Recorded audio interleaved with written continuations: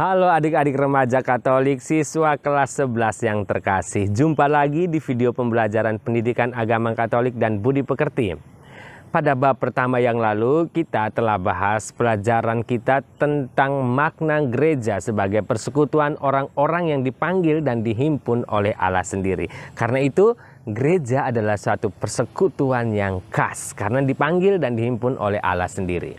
Kami berharap kita semua semakin memahami arti gereja. Kali ini kita akan masuk ke bab yang kedua, yakni sifat-sifat gereja atau dengan kata lain ciri-ciri gereja. Sifat-sifat gereja ini sudah diuraikan dalam syahadat panjang kita. Kita mempunyai dua versi syahadat ya, yakni syahadat panjang dan syahadat pendek. Apakah keduanya itu berbeda? Pada dasarnya pernyataan iman kita itu satu dan sama.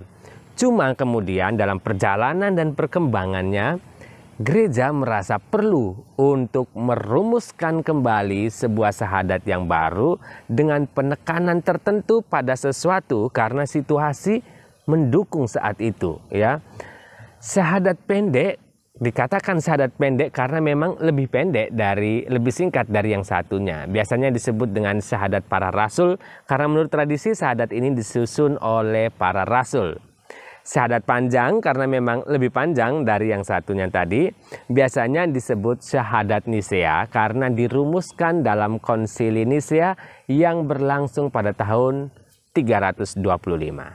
Nah, ciri-ciri gereja kita terurai pada bagian akhir syahadat panjang atau syahadat Nisea. Di sana tertulis, aku percaya akan gereja yang satu, kudus, katolik, dan apostolik. Nah, ada 4 ciri atau sifat gereja kita, yakni satu, kudus, katolik, dan apostolik. Adik-adik yang terkasih, sebelum kita lanjut, saya mau ingatkan gini. Gereja kita itu ilahi sekaligus insani, walaupun rohani tetapi juga jasmani. Berasal dari Yesus dan berkembang dalam sejarah. Gereja itu bersifat dinamis, tidak sekali jadi dan statis. Oleh karena itu, sifat-sifat gereja tersebut harus selalu diperjuangkan. Tidak otomatis jadi, harus diperjuangkan. Dan itu tidak selamanya dan selalu mudah. Karena itu adik-adik kita butuh pemahaman yang baik dari masing-masing sifat gereja tersebut agar dengan pemahaman yang baik kita diharapkan dapat memperjuangkannya dalam kehidupan kita sehari-hari.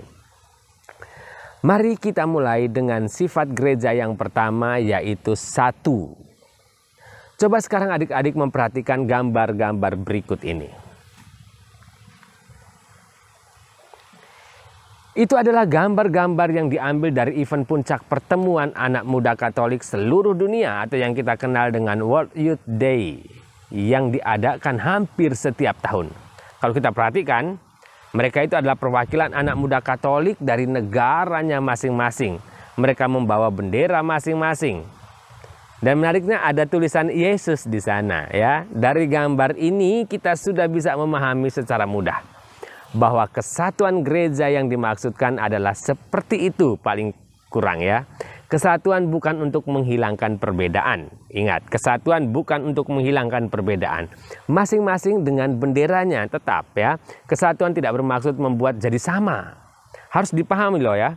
Satu tidak harus membuat semua jadi sama. Satu tapi tetap menghargai perbedaan. Adik-adik, menurut ensiklopedia gereja ada 3 hal yang membuat kita satu. Satu dalam iman, satu dalam pembaptisan dan ekaristi, dan satu dalam pemimpin.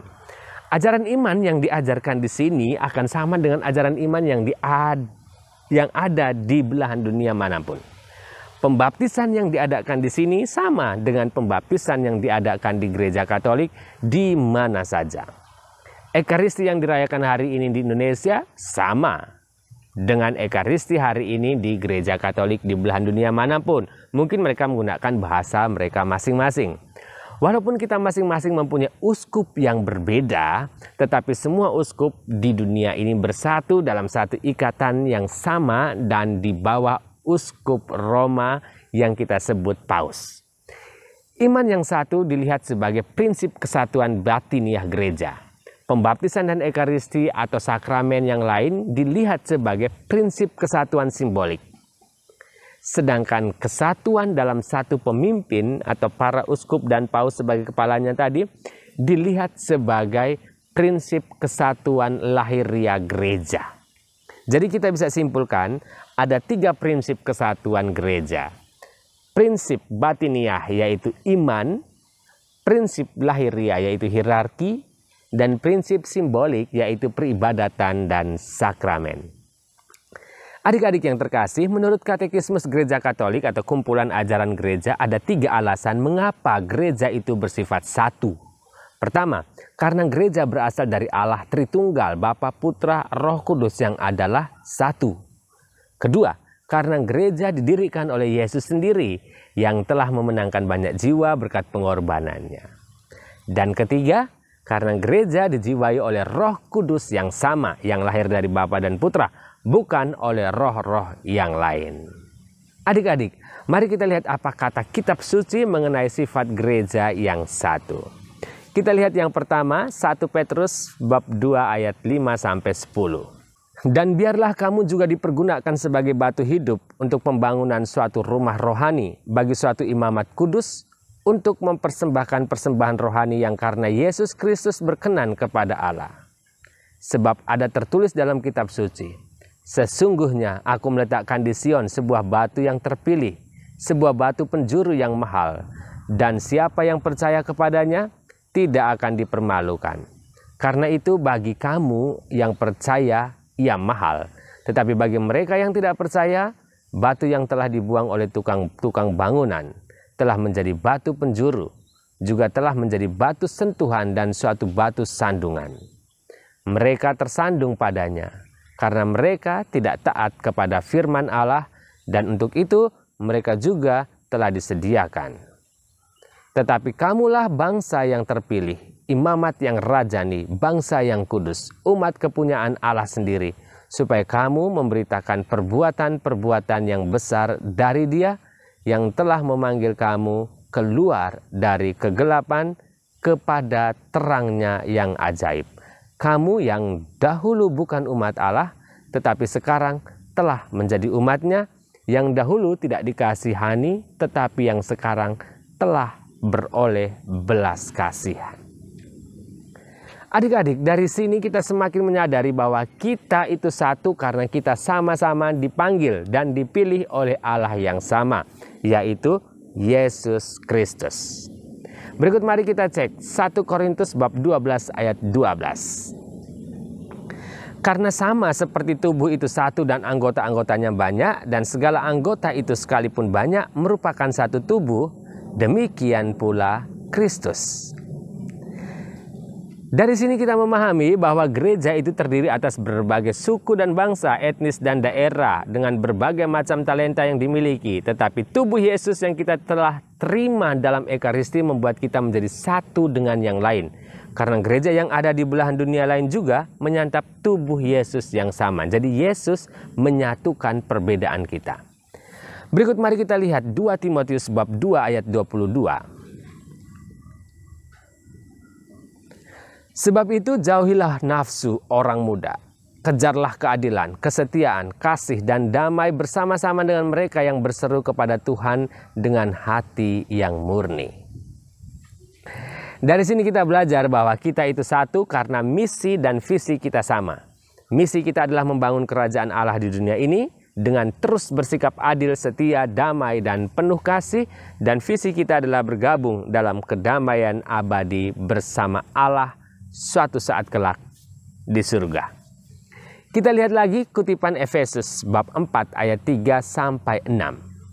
Dan berusahalah memelihara kesatuan roh oleh ikatan damai sejahtera, satu tubuh dan satu roh, sebagaimana kamu telah dipanggil kepada satu pengharapan yang terkandung dalam panggilanmu, satu Tuhan, satu iman, satu baptisan, satu Allah dan Bapa dari semua, Allah yang di atas semua dan oleh semua dan di dalam semua. Di sini jelas ya adik-adik, ini semacam peneguhan atas apa yang sudah kita bahas di awal tadi. Dan yang terakhir kita lihat Matius bab 16 ayat 16-19. Maka jawab Simon Petrus, engkau adalah Mesias, anak Allah yang hidup. Kata Yesus kepadanya, Berbahagialah engkau Simon bin Yunus, sebab bukan manusia yang menyatakan itu kepadamu, melainkan Bapa-Ku yang di sorga. Dan aku pun berkata kepadamu, engkau adalah Petrus, dan di atas batu karang ini aku akan mendirikan jemaatku, dan alam maut tidak akan menguasainya. Kepadamu akan kuberikan kunci kerajaan sorga. Apa yang kau ikat di dunia ini akan terikat di sorga, dan apa yang kau lepaskan di dunia ini akan terlepas di sorga. Adik-adik, dari Injil ini kita tahu bahwa Yesus mendirikan gereja di atas batu karang yang sama, yakni dalam diri dan pelayanan Petrus. Tentu saja ini dalam konteks kesatuan dengan para rasul lain. Bahwa di atas Petruslah kemudian semua rasul bersama-sama mengembangkan jemaat yang dibangun oleh Yesus. Wibawa atau kuasa mengajar yang diterima Petrus dan para rasul langsung dari Yesus itu diturunkan sampai sekarang, yakni yang nampak dalam diri paus dan para uskup kita masing-masing. Inilah dasar kesatuan kita. Adik-adik yang terkasih, sudah saya katakan di awal bahwa gereja ini selain memiliki sisi ilahi tetapi juga insani, rohani tetapi juga jasmani. Artinya apa? Artinya bahwa pada kenyataannya gereja terdiri atas manusia-manusia yang beragam, majemuk, berbeda-beda satu dari yang lainnya. Kadang terjadi perpecahan di mana-mana karena ego masing-masing. Kadang terjadi perselisihan karena keterbatasan manusiawi kita. Karena itu, gereja menasihati kita melalui dokumen Konsili Vatikan kedua, Gaudium et Spes, artikel yang pertama, bahwa kita yang sudah dipersatukan oleh Yesus Kristus harus senantiasa terbuka pada pendampingan Roh Kudus, yakni Roh Allah sendiri. Tentunya roh yang penuh kasih dan pengampunan, saling menerima dan toleran. Dengan semangat Roh Kudus ini, roh yang penuh kasih dan pengampunan dengan saling menerima dan toleran ini, kita menjalin kesatuan di antara kita dalam gereja dan juga sekaligus mempromosikan semangat yang sama, semangat kesatuan di tengah dunia agar dunia semakin berjiwakan kerajaan Allah. Atau agar kerajaan Allah sudah mulai bisa dirasakan di dunia ini. Cinta kasih haruslah merasuki gereja dan pada gilirannya dunia harus dirasuki oleh cinta kasih yang sama. Baiklah adik-adik yang terkasih, mari kita lihat rangkuman pembelajaran kita hari ini.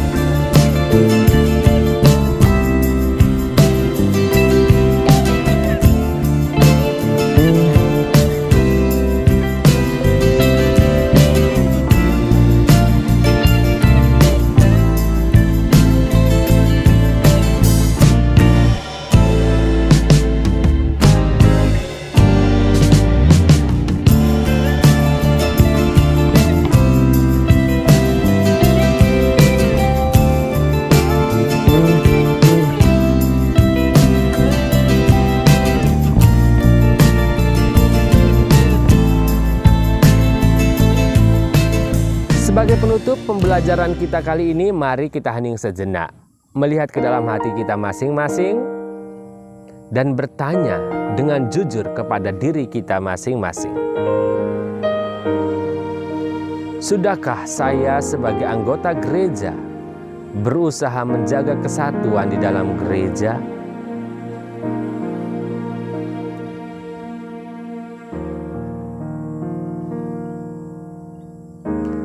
Kira-kira apa saja yang bisa saya lakukan agar gereja semakin dan terus bersatu?